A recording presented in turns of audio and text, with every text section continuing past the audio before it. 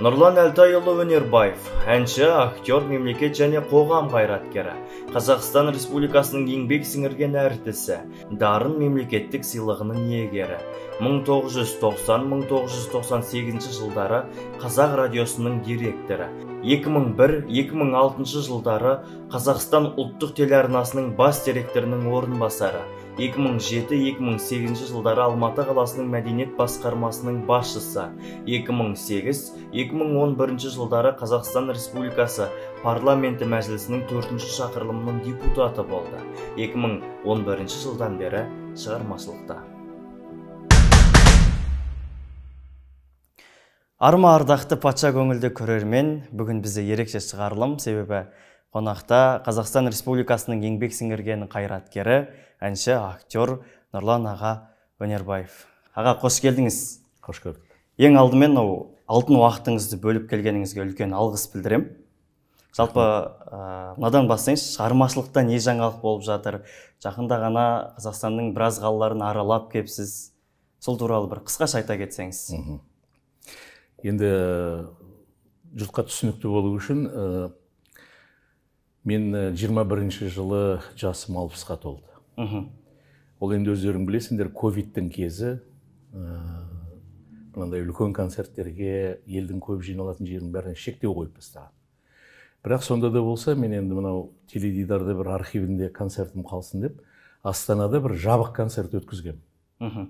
Арнайы бағдарлама дайындадым, айтылмаған бір әнім бар деп. Сосын сол концертті жабық күйінде шағын ғана санаулы көрермен шақырып, жұрттан жасырып концерт өткіздік. Сол кезде өзіме серт бергем. Осы ковид деген тоқтаса, концерттерге жол ашылса, елді аралап 60 концерт өткіземін деп.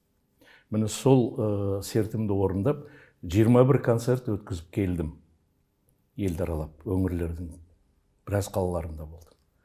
Енді сол концертімнің бір қорытындысы ретінде Елордада, Астанада әлі де айтылмаған әнім бар деп, соған бір нүкте қойайын деп отырмын. Аға, өзіңізді мүлдем танып білмейтін егер ортаға барып жатсаңыз, өзіңізді кім деп таныстырасыз? 45 жыл сахнада жүрген өнерпаз, не болмаса перзенттің әкесі, әлде шындықтың шылбырын, туралықтың тізгінін ұстаған мемлекеттік қызметкер ретінде ме? Мен енді білмеймін, енді мүмкін тәрбиеден болар, қалыптасқан бойдағы сол мінез болар. Мен ешқашан өзімді жарнамалаған емеспін. Жарнамалап көрген де емеспін. Оған дәлел, мысалға, менің осы 45 жылдың шығармашылығымның 40 жылында ән айтып келе жатырмын. Мен орындаған әндердің 50-60-ы елдің көкейінде есінде жүрген әндер, былайша айтқанда хит әндер. Сол әндерімнің бірде-біріне мен тіпті клип түсірген емеспін. Менің бір орындаған әндерім клипсіз-ақ елге танымал болды, елге таралды. Сондықтан жаңағы сұрағыңа тікелей жауап беретін болсам, мен ондай танымайтын ортаға бармауға тырысам. Ал бара қалсам, мен пәлен едім, мен түген едім деп ешқашан өзімді жаңағы айғайлатып, жарнамалап көрген емеспін. Көп ретте ондай ортаға кіріп қалғанда, ән айтқанға дейін мен сөйлей бастағанда менің даусымнан жұрттар тани бастайды. Ой, сіздің даусыңызды осы Нұрлан Өнербаевтың даусына ұқсатып тұрмыз, сіз сол емессіз бе деп. Сөйлегендегі даусымнан ақ жұрттар тани бастайды. Аға, енді өзіңізді көпшілік жұрт өміршең әндеріңізбен танып біледі. Өзіңізде бір сұхбатыңызда айтыпсыз, 300-ге жуық ән шырқаған екенсіз. Жалпы кәсіпқой әнші ретінде дәл қазіргі уақытта қазақ қоғамында орындалып жүрген әндерге көңіліңіз толады ма? Енді қазіргі әндердің көбісі нақты бір факт, ешқандай бір мән мағынасы болмаса да, тыңдарман назарына ұсынылып, кеңінен таралып, былайша айтқанда енді хит болып жатыр. Жалпы осыған сіздің көзқарасыңыз қалай, аға? Енді жаңағы ұсыныстың бәрін сұраныс тудырады ғой. Егер бүгінгі жас әншілер сондай әндер, жаңа өзің айтып отырған сияқты ортаң қол әндер орындап жүрсе, демек оның да тыңдаушысы бар, тыңдаушысы табылады, демек сұранысы бар деген сөз. Бұл ретте біз меніңше ойлануымыз керек тереңнен. Біз тыңдарманның талғамын, көрерменнің жаңағы эстетикалық деңгейін қандай әнді тыңдау керек. Міне осы бағытта жұмыс істеуіміз керек. Біз көрерменді соған тәрбиелеуіміз керек. Өйткені сахнадағы өнерпазға талап қоятын бірден бір көрермен, тыңдарман. Егер тыңдарман тыңдамаймын сенің мына ортан қол әніңді десе, ол тыңдамайды. Демек тыңдарман. Егер тыңдап отырма, онда орындала береді ондай әндер. Бұл жерде былай жаңағы қолмен алып шорт кесіп шектеу қойып тастай алмайсыз. Біз оның үстіне бір нарықтық заман деген бір қазіргі лексикамызға кіріп кеткен бір сөздер бар ғой. Бәрін соған апарып мысалға жүктей саламыз. Нарықтың заманы әркім өзі біледі деген сияқты. Жоқ, бұл жерде көп ретте бұл енді кішкене жоғарыдан басталу керек, қолға алу бұл әрекеттерді. Сахнаның эстетикалық деңгейін тазалау керек, мәдениеттілігін тазалау керек сахнаның. Сахнаға кім шығып жатыр, кімдер шығып жатыр, қандай ән орындап жатыр. Және ол ән көрермен залына келген жас тыңдарманға, өскелең ұрпаққа қандай тәрбиелік мәні бар.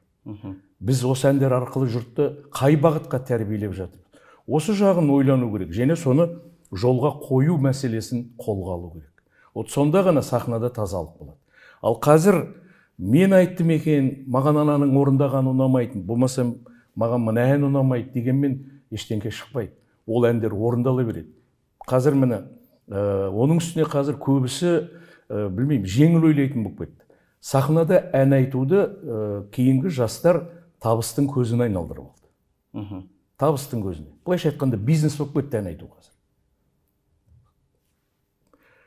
Ол енді табысқа айналған жерде жоғары деңгейлі өнер болады деп ол қателік. Бұның соңы неге барып тіреледі деп ойлайсыз жалпы? Жұтаңдыққа барып тіреледі, бұл рухани азғындыққа барып тіреледі. Мысалға біз енді ашық қоғамбыз дейміз. Ашық қоғамбыз, сондықтан бізге сырттан кіріп атқан мәдениеттер ағымы өте көп. Мәдениеттер ағымын көру керек. Бірақ содан үлгі ала отырып, өзіңнің негізіңді жоғалтпай, ұлттық болмысыңды жоғалтпай, өзіңнің менталитетіңе жұмыс істейтін, ұлтыңның жаңағы дәстүріне жұмыс істейтін әндерді сабақтастыра отырып, мына шетелдің, мына өркениетті елдердің мәдениетімен деңгейлестіріп сахнаға алып шығу керек. Ол енді сахнадағы оның жүріс-тұрысы, киімі, өзін қалай елге көрсете білуі, мұның бәрі әрине, оның озық үлгілері бар шетелде, мына өркениетті елдерде. Бізде енді мысалға әлгі көшеден келіп сахнаға шыға салу, болмаса тойда жүріп үлкен сахнаға қарап қадам басып ұмтыла салу деген қазір кейінгі кезде етек алып бара жатыр. Біз тойда жүрген әншілерді де үлкен сахнаға қазір шығара беретін болдық.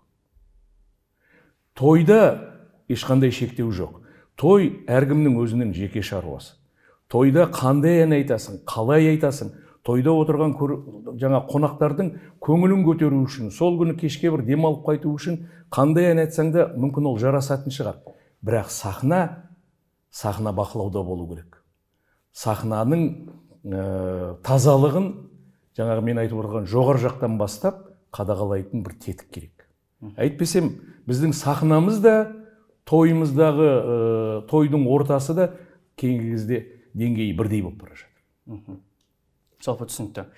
Енді ең алдымен жаңағы шығарылымның басында сізді таныстырған кезде актер деген дүниені де қосып айттым. Себебі сіз 80-ші жылдар мен 91-ші жылдар аралығында Мұхтар Әуезов атындағы академиялық драма театрында жұмыс жасапсыз, актер болып. Жалпы өнер жолыңызда актер болып бастаған екенсіз. Ал енді жаңа әншілерді айтып кеттік, енді актерларға қалай? Мысалы, дәл қазіргі сол әнші секілді ешқандай оқу орнын бітірмей-ақ көгілдір экранды жаулап бара жатқан актерлар өте көп. Бұл енді сен кинодан алып мысал келтіріп отырсың, дұрыс па? Кинодан алып. Театрда ондай мүмкін емес. Театрға тек кәсіби сол театрдың мамандығына оқыған актерларды ғана қабылдайды. Ал кинода мысалға мен өзім көп киноға түскенім жоқ. Сосын киноға құмарлығым да болған жоқ менің. Және мен ана киноға, мына киноға пробаға шақырып мені шаршатқан да жоқ. Сондықтан менің ол салаға ешқандай өкпем жоқ. Бірақ киноға менің қатысым болды, ол дубляж саласында. 700-дей фильмді кезінде мен дауыстағанмын, ол жерде менің дауысым бар. Кинода түрге қарап, сосын анау сол кейіпкердің, тарихи кейіпкер болса, жаңағы бір белгілі кейіпкер, елдің жаңағы қоғамда орны бар кейіпкерлерге түрі келетін адамды іздейді. Сырт келбеті келетін адамды. Сондықтан кейде сырттан алатыны содан болу керек деп мен есептеймін. Ол демек алаңдайтын жағдай емес, иә? Өйткені кино деген мысалға үзік қылып түсіретін дүние ғой. Бұл жерде әрине режиссер жұмыс істейді, редакторлар жұмыс істейді, стилистер жұмыс істейді. Оның жаңағы бір ауыз сөзбен түсіріп, кейін жинақтап, ол жағын білесіңдер енді, қалай жасалатын. Солай түсіру, ол енді үлкен режиссердің шеберлігіне байланысты. Ал театрда шымылдық ашылып, қойылым басталғанда сахнаға шыққан жаңағы образды сомдап жатқан, кейіпкерді ойнап жатқан актер 2,5 сағат сол образды ұстап отыру керек. Қазір өзіңіз негізі театрға барасыз ба? Мен театрға барып тұрам, мен Астананың жастар театрының, бізде енді Құдайға шүкір театр көп қой. Жаңа қойылымдарының бәріне барып тұрам. Мен енді өзім өнер жолымда алғаш театр сахнасынан бастадым, актермын мамандығым. Сол салада оқыдым. 78-ші жылы мен театрдың табалдырығын 2-ші қыркүйек күні аттағам. Өнердің қара шаңырағы Алматыдағы Әуезов театры. Сол жерде оқыдым. Сол кездегі театрда жұмыс ашап жүрген үлкен қариялардың, ақсақалдардың, өнердің небір майталмандарының жүзін көрдім, қастарында жүрдім. Солардың етегінен ұстап сахнаға шықтық. Солардан тәлім, тәрбие алдық, тәжірибе жинақтадық. Менің кейінгі әншілік, өзімнің саламдағы, сахнадағы жасап жүрген концерттерімнің өзі, мынау енді мен енді әрбір концертімнің жаңағы мазмұнына, мағынасына өте көп көңіл бөлемін. Концерттен келген адам бір толыққанды бір ой түйіп қайту керек. Бір концертте орындалатын 20-дан астам әннің ішіндегі өзі танитын ғана, білетін ғана әндер емес, жалпы сол 20 әнді не үшін айтты бүгін? Және ол әндерді айтарда оны қалай жұртқа жеткізді? Мені осы жағынан көрерменім ой түйіп кетсе деген мақсатпен өткіземін мен концерт. Тек жалпылама жақсы ән екен деп орындай беруге болмайды енді. Менің түсінігім де солай. Сондықтан мен өзімнің алғашқы алған мамандығым, актер мамандығын әнші ретінде де сахнада жеткізіп пайдаланып жүрген әншінің бірімін. Сондықтан да мені әнші актер деп атайды. Жалпы енді жаңағы театр актерынан кейін әншілікті айтып жатырсыз, бірақ екі ортада бір қалып кеткен дүние бар, ол дубляж. Дубляжда 10 жылдай қызмет атқарған екенсіз. Одан кейін радиода қызмет атқардыңыз, дикторда болдыңыз. Жалпы менде бір көкейімде мынандай бір сұрақ болды, осыларды көріп отқанда. Театр сахнасын неліктен радиоға алмастырды екен деген, бір дубляжға алмастырды екен деген. Енді оның себептерін мен кезінде талай рет айтқанмын. Мен театрда жұмыс жасап жүрген кезең, ол советтер, кеңестер кезеңі болатын. Театрдың репертуарының жаңағы саясатын, қандай қойылымдар қойылу керек, қандай спектакльдер, драматургия қай бағытта жазылу керек дегеннің бәрін Мәскеу жақтан нұсқаумен талап қойып отыратын. Сол кездегі біздің сахнада, театрда қойылып жатқан спектакльдердің бәрі өндірістік тақырыпқа, саяси партияның тақырыбына кілең сондай спектакльдер болып кетті. Біз жас актер, жұмысқа келген, қабылданған, жалындап тұрған жастар, біз тарихи тұлғалар туралы қойылымдар болса екен деп армандап жүрдік. Дәл сол кезде олар болған жоқ.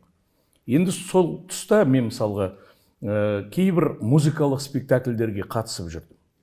Мен әнді сахнада, театрда жүріп айта бастадым. Кейін қолыма гитара алып, гитарамен айта бастадым. Театрдың гастролімен шыққанда, елмен кездескенде жаңағы елдің алдына шығып, спектакль қойылым біткеннен кейін ән айтып жүрдік.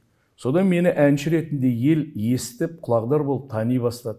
Кейін мені ән айтуға анда телевидениеға, мына жерге радио хабарларына, концерттерге шақырып қоса бастады. Енді жаңағындай бір өтпелі кезеңге келіп қалды менің. Жалпы түсінігім өнер туралы. 91-ші жылы маған бір жағына шығу керек болды. Я мен елдің сұрап отырған әншілік жағына ауысуым керек, я болмаса театрда қалып, ол кезде әлі біз кеше кеңестер дәуірі күйрей ма, күйремей ма, біз республика ретінде тәуелсіздік аламыз ба деген ондай әңгіме әлі жоқтығын. Сол кезде мен шешім қабылдап жібердім. Шешім қабылдадым да, қой мен құры босқа көптің бірі болып театрда жүре бергенше одан да әнші болайын деп мен осы әншілік салаға ауысып кеттім. Ал жұмысты радиоға ауыстырғаным, оның алдында театрда жас актер болып жүргенде радио бізді хабарларға шақырып тұратын. Радио хабарларына барып, өлеңдер оқып, радио қойылымдарға қатысып жүретінбіз. Сол кезде радионың дикторлығына конкурс болып жатты. Ал дикторлардың жұмысы ол ауысыммен жұмыс істейтін жұмыс. Мысалға, бір күн жұмыс істесең, 2 күн, 3 күн демалысың бар. Маған өте ыңғайлы болды. Мен бір күн радиода жұмыста болсам, 3 күн менің уақытым өзіме тиесілі. Демек, 3 күнде мен концертпен сыртқа шығып келуіме болады. Болмаса концерттерімді жоспарлауыма болады. Сондықтан мен радионы таңдадым. Оның үстіне конкурсына қатыстым. Ол конкурсынан өттім, қабылдандым. Сөйтіп мен диктор болып 6 жыл радиода қызмет жасап жүргенде, соған жанама жаңағы қатарластырып, өзімнің әншілігімді ел аралап, ең көп концерт өткізген жылдарым сол жылдар. Жалпы енді жаңа айта кеттіңіз, театрға барып тұрам деп арасында, сол театрға барып, көрермендердің қатарына отырып, актерларды көрген кезде, ай, әттеген-ай, бір ойнағыңыз кеп тақым қысатын кездеріңіз болмайды ма? Әрине, мен оны ашық айттым да. Осы жастар театрына барғанда алдымен мұны Нұрғанат ағамыздың өзі ашқан жастар театры Астананың, одан кейін жас көрермен театры, кімнің, Асхат Майымбековтің. Екі театрдың да жастарының ойындарын көріп, қазіргі қойылып жатқан қойылымдарды көріп, мынау біздің жастарымызға керек тәрбиеге, жалпы жастардың мынау ой түйсігін қалыптастыруға, біздің тарихымызда не болды, біздің қазақтың өнер тарихында, руханиятында, кешегі фольклорында не бар еді, міне осыларды шығарып жатқан театрлардың қазіргі қойылымын қойғанда әрине мен қызығам. Өзімнің қызығатынымды, тіпті кішкене қызғаныш та пайда болған, мен жастарға айттым, ақыл кеңесімді бердім. Қандай керемет, еркіндік бар қазір. Еркіндік бар. Театрдың репертуарлық саясатында да еркіндік бар. Әр театр қазір өздері таңдайды, қандай қойылым қоямыз. Тарихи тұлғаларды шығарамыз ба? Я болмаса жаңағы елдің біздің фольклорлық Інжу Маржан кезіндегі аттары дүрілдеп есте қалған, тарихта қалған жырауларымыз, сал серлеріміз туралы қойылымдар қояма, ұлы композиторлар туралы қойылым қояма. Театр өзі таңдайды. А оны қазір жалындап тұрған жастар ойнамағанда кімдер ойнайды? Сондықтан мен екі театрға да өте ризамын. Жастардың ашылуына, жастардың елге танылуына өте жақсы репертуар қалыптастырған театрлар. Жалпы енді аға, сұрақтардың ретін сіздің өмір жолыңызбен сәйкестендіріп келе жатырмын. Мендегі тағы бір сұрақ, 2008-2011 жылдар аралығында Қазақстан Республикасының 4-ші шақырылымының депутаты болдыңыз, мәжіліс депутаты болдыңыз. Жалпы сол депутат болып жүрген кезіңізде елдің мін мұқтажын, мәдениеттің мәселелерін мінберде жеткізе алдым деп өзіңіз толыққанды айта аласыз ба? Ойыңды түсіндім. Мен біраз мәселені көтергенім рас. Мен парламентке келгенде, дәл соның алдында, парламенткелердің алдында Алматыдағы өзі қазақтың маңдайына біткен 2 музыкалық мектеп-интернатымыз бар. Біреу Күлеш Байсейітов атындағы, біреу Ахмет Жұбанов атындағы Алматыда. Екеуі де республикалық дәрежесі бар, былайша айтқанда республикалық статусы бар мектептер. Олар мына қалалық білім басқармасына бағынбайтын, тікелей министрлікке бағынатын мектептер. Сол мектептің біреуі Ахмет Жұбанов мектебі белгілі себептермен сол статусынан айырылып қалған екен.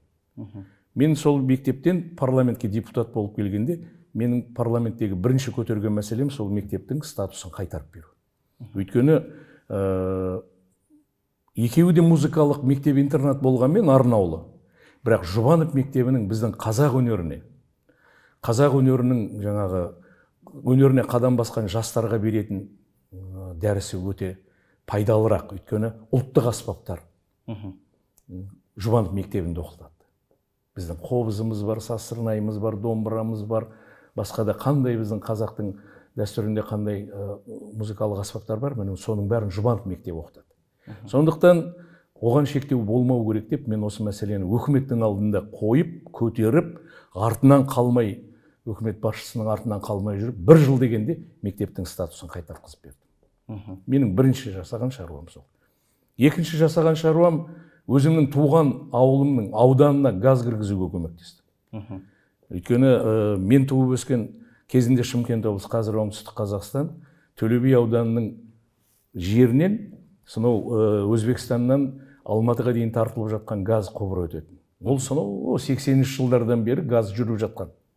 Бірақ біздің ауданға өзінің жерінің үстінен өтіп баратса да, біздің ауданның ауылды елді мекендеріне ол газ кіргізілмеген. Ол газдың қызығын көрмеген. Кейін Бейнеу Алашонкау деген мынау біздің Маңғыстаудан сонау Қытайға тартылып жатқан құбыр тура сол құбырдың жанымен тағы да біздің ауданның үстінен өтеді. Біздің ауданға тағы да құбырды бұрмайды. Мен осы мәселені көтеріп, премьердің соңынан қалмай жүріп, тіпті оңтүстікке жаңағы көшпелі жиналысына бірге барып, облыста осы мәселені көтертіп жүріп, 14-ші жылғы бюджетке қаражатын кіргізіп, 16 жылдан бастап біздің ауданның ауылды елді мекендерінің бәріне газ кірді. Бұл менің екінші өзімнің қолым тиген, менің ықпалыммен болған парламенттегі шаруалар. Ал енді мәдениетке байланысты, жаңа өзің көтеріп olsun. Біздің тұсымызда мәдениет туралы заң қаралды, кинематография туралы заң қаралды. Кинематография туралы заңда мен Қазақстанның аумағына сырттан келген барлық қандай кино болсын, анимациялық кино болсын, көркем фильм болсын, бірінші қазақ тіліне аударылу керек, мемлекеттік тіл. Бірінші мемлекеттік тілде біздің кинотеатрларда көрсетілу керек. Ол теледидарды, телеарналарды есептемегенде. Содан кейін барып, өзінің жаңағы төл нұсқасында көрсетілу керек деген мәселені көтерді.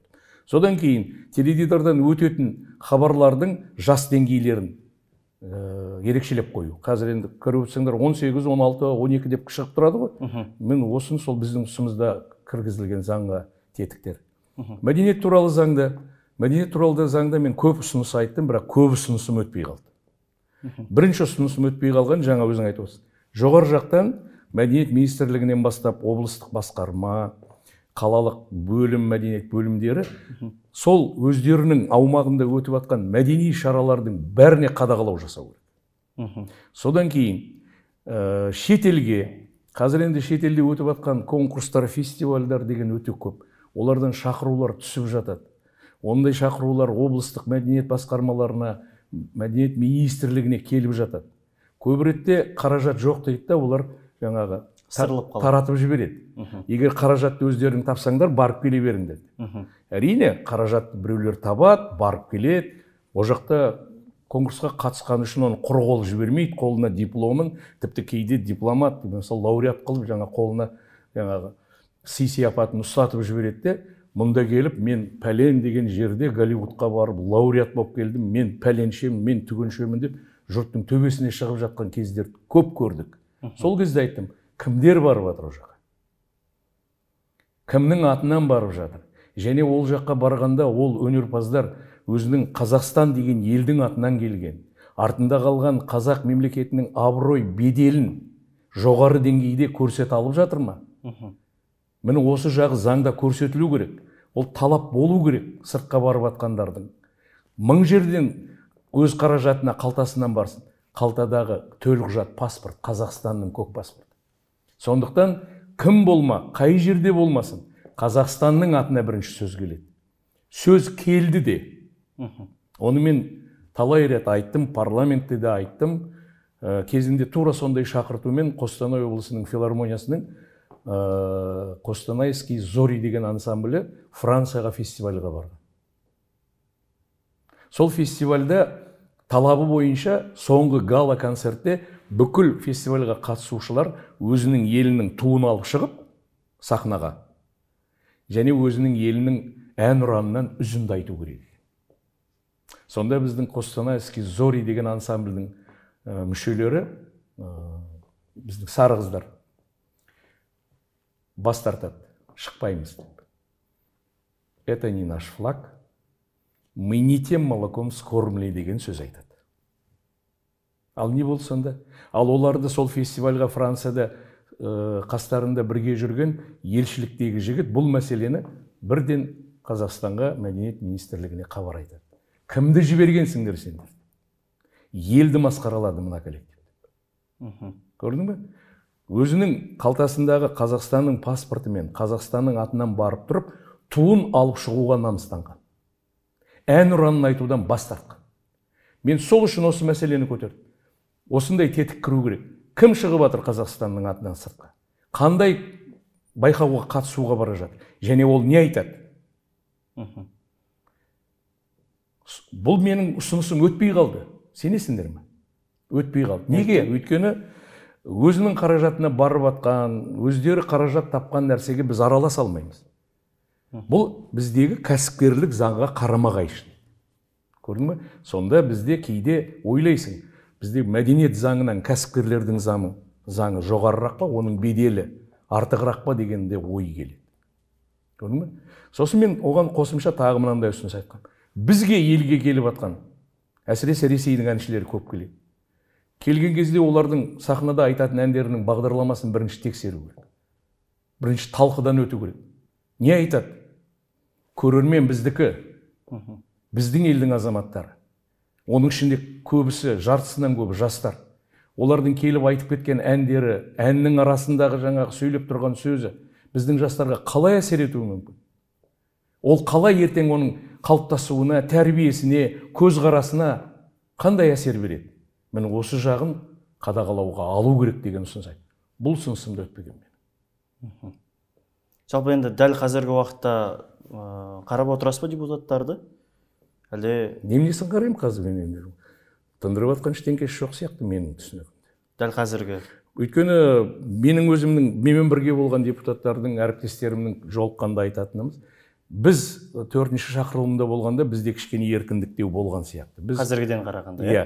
Біз мысалға көтеретін мәселелерімізді, үкіметтің алдына қоятын, жолдайтын сауалдарымыздың бәрін біз өзіміз мысалға сырттан сұраныспен келген, біздің алдымызға жаңағы хат жазып талап қойған сайлаушыларымыздың жаңағы сұрауымен жаса қалыптастыратымыз, сауалымыз.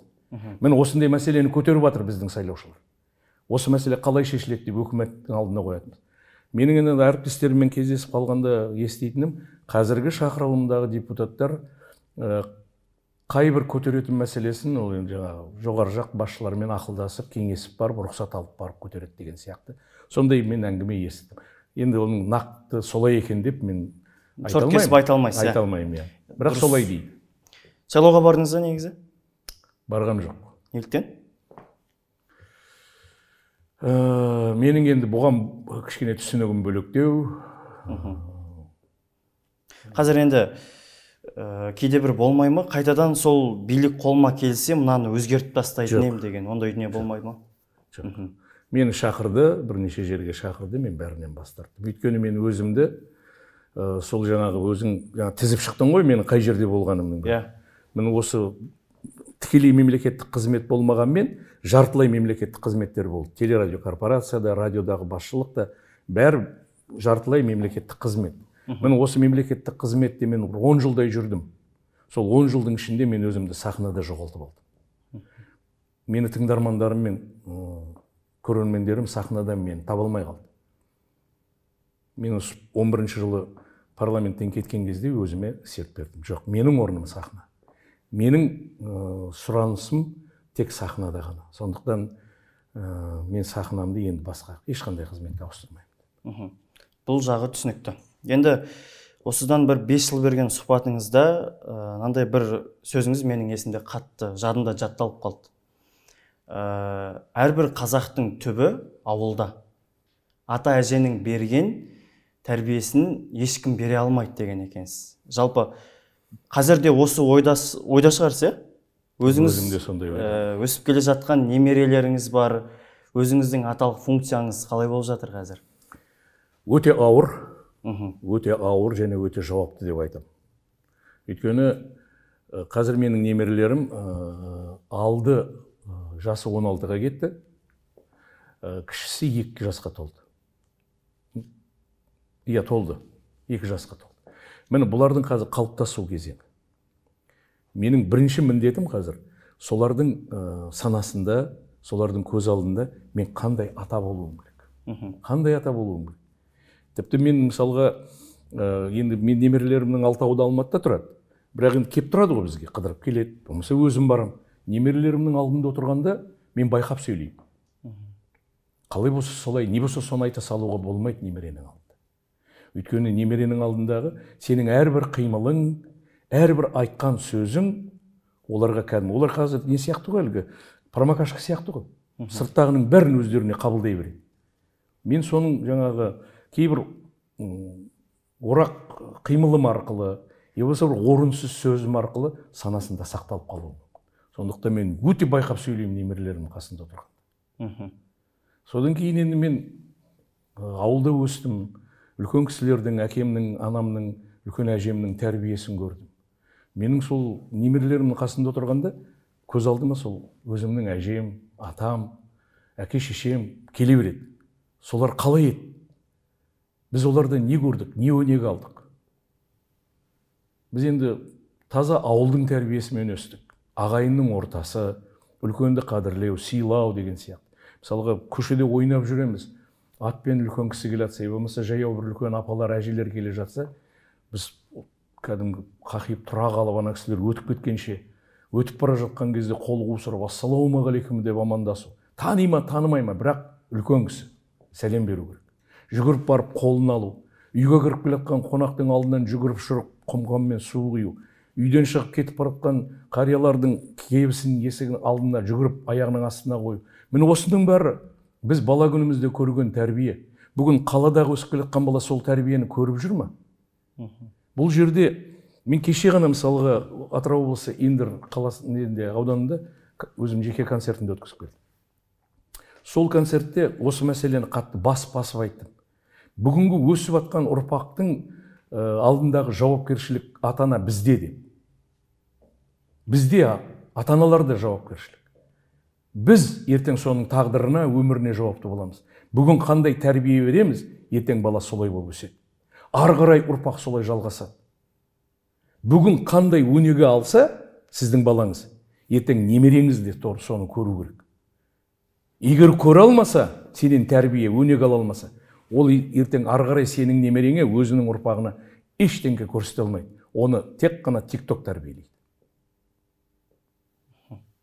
TikTok желісінде барсыз өзіңіз? Жоқпын.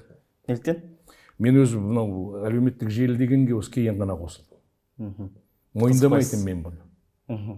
Қазір мойындадыңыз ба? Мойындадым, өйткені бұның мен үшін үлкен пайдасы немерелерімді көріп отырамын, суретімен жаңағы түсірілген видеолар. Сол үшін. Аға, енді қазақта тағдыр деген толғақты түйін бар. Сол сіздің тағдырыңызда әттеген-ай деген жер болды ма? Жоқ. Мүлдем. Ойланбай айтамын, жоқ. Мен өзімнің тағдырыма да, өміріме де мен жүріп өткен жолыңыздың ешқайсысына өкінбеймін. Ешқайсысына өкінбеймін. Мен балалық шағым өте бақытты болды.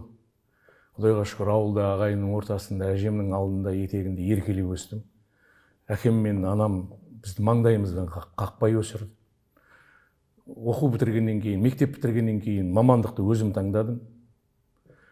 Өнерде мен жолым болды деп толыққанды айта аламын. Өнердің қара шаңырағы небір марғасқалардың ортасына түстім. Солардан тәлім алдым, тәрбие алдым. Бүгінгі дейін сахнадағы өзім қалыптастырған Нұрлан Өнербаев деген кейпім, былайша айтқанда 100% сол кешегі өзім көрген сахнадағы тәлім тәрбиесін алған кісілердің арқасында деп айтқым келеді. Ол шынайы рас. Егер маған қазір қайтадан өміріңді төменнен баста десе, тура өсу өмірім таңдар едім. Құдайға шүкір, 2 ұл, 1 қыз дүниеге келдік, тәрбиеледік, өсірдік, білім бердік. Бүгінде немере сүйіп отырмыз. Бұдан қандай бақыт керек. Дұрыс айтасыз. Елім айтқан әнімді тыңдайды, жүрген жерде құрметін, сый-сияпатын көрсетіп жатады. Бұдан артық не керек дейсіз ғой. Енді аға, біз бағдарламаның соңында бір сұрақтар қойайық, жалпы сіз қысқаша жауап берсеңіз. Нақты? Көрейік. Иә. Нұрлан аға туралы еш жерде жарияланбаған бір факт. Бәлкім біз білмейтін тағы бір қырыңыз бар шығар. Мүмкін оны мен де білмейтін шығармын ол факт. Білмеймін. Жақсы. Соңғы оқыған кітабыңыз? Соңғы оқыған кітабым менің өзімнің туған бауырымның қызы Жәмила Бақтиярқызы екінші кітабын жарыққа шығарды, Қарлығаш махаббат ескерткіші деген. Өлең жазбайтын беңіз аға өзіңіз жас кезде? Жоқ, жазбаймын. Мүлдем жазбадыңыз? Өлең де жазбаймын, ән де шығармаймын. Кеттік. Одан кейінгі сұрақ, актер болып кімнің рөлін сомдағыңыз келді? Бір ғана адамды айтыңызшы. Мен үлкен арманым еді Қозы Көрпеш Баян Сұлудағы Жантықты ойнау. Бұл енді жаңағы өте бір отрицательный кейіпкер, Жантық деген. Соны ойнағым келді. Бірақ ойнай алмадым. Мүмкіндік болмады. Бермеді маған ол рөлді. Көзің тым добрый деді. Көзіңде бір зиян тиетін кезі болады дейсіз ғой? Мүмкін. Фобияңыз? Фобияңыз. Неден қорқасыз? Мен бе? Иттен қорқпаймын, судан қорқпаймын, биіктен қорқпаймын.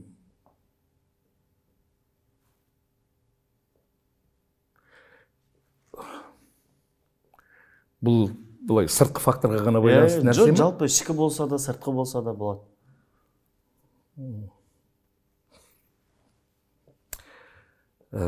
Табиғи апаттан қорқамын. Солай айтуға болатын шығар. Неден шабыт аласыз? Шабыт алатын нәрсе көп. Мысалыға, мен әрбір өткізген концертімде, менің шабытым концерттің ең соңында оянады. Қайтадан концертті қайта бастап кеткім келіп тұрады. Елдің қошеметінен, айтқан, орындаған әндеріңе деген көрерменнің ықыласынан шабыттанамын. Сол деңгейге жеткізе алсам, демек менің шабытым тағы да ашылды деген сөз. Өнер деген ұғым сіздің көзқарасыңызбен? Өте биік, өте қадірлі, қастерлі. Өйткені өнер бұл халықтың болмысы, ұлттың болмысы. Өнер деген бір сөзге бүкіл ұлттың болмысын сыйғызуға болады. Ұлттың негізін сыйғызуға болады. Тілінен бастап, дәстүрінің енді қаншасы бар? Міне соның бәрі өнер. Сосын қазақ ұлтының тұрмысындағы өзі бүкіл тарихында қолданып келатқан нәрсенің бәрін өнерге жатқызуға болады. Қолына қондырған құсы да, жүгірткен иті де, астындағы тұлпары да бәрі өнер. Қазақ айтады ғой, әлгі кез келген жігітке теңеу айтқанда 8 қырлы бір сырлы дейді. Міне сол 8 қыры да өнер. Мен өзім сөйтіп түсінемін. Тек оны аша білу керек. Жақсы, рахмет, түсіндім аға. Алтын уақытыңызды бөліп, сұхбат бергеніңізге үлкен тағы да алғыс білдірем. Енді анау сіздің біраз сұхбаттарыңызды көрген кезде журналистер болсын, көптеген адам сіздің даусыңызды міндетті түрде айтады екен. Мен де осы көрермендерге айта кетейін, сіздің даусыңыз жаңа есіктен кірдіңіз ғой. Сол кезден бастап маған бірден әсер етті. Расымен де даусыңыз өте бір ерекше екен. Ғұмырлы болыңыз аға. Шығармашылық сәттіліктер тілеймін концерттеріңізге. Үлкен рахмет аға.